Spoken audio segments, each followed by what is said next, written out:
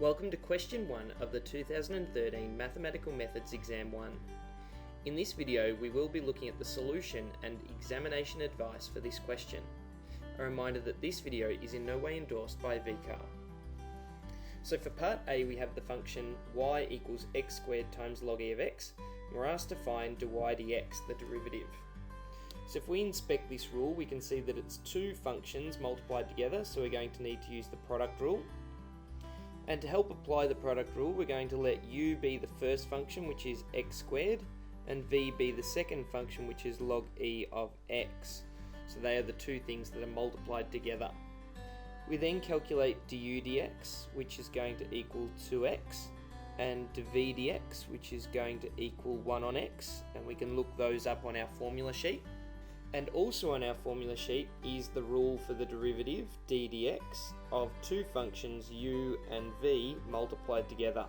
And that rule is u times dv dx plus v times du dx.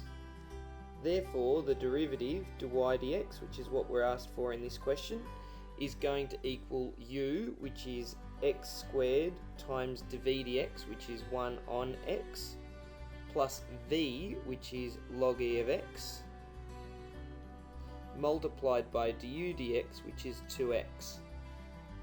And now for this one, the simplification's not too hard, so it's probably expected of us, in that x squared times 1 on x is x squared on x, which just leaves x, so just be careful when you're calculating that.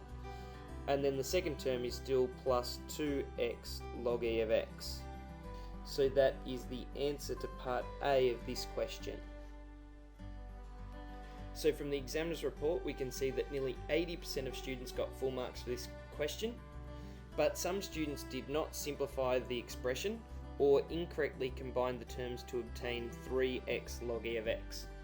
For part B we now have f of x is equal to e to the power of x squared. So when we're asked to find the derivative f dashed of 3, we're going to need to use the chain rule. And that's because this rule can be broken down into y equals e to the power of some function u, where u is the x squared function. So then calculating dy du, we get e to the power of u, and du dx, we get 2x. So from the formula sheet we know that the chain rule, which calculates dy dx, is equal to dy du multiplied by du dx. So therefore f dashed of x, if we calculate the derivative first, we would have dy du, which is e to the power of u, but u is x squared, times du dx, which is 2x. Next we need to calculate the derivative when 3 is substituted in for x, so we have e to the power of 3 squared times 2 times 3. So f dashed of 3 is simply equal to 2 times 3 is 6, e to the power of 3 squared is 9.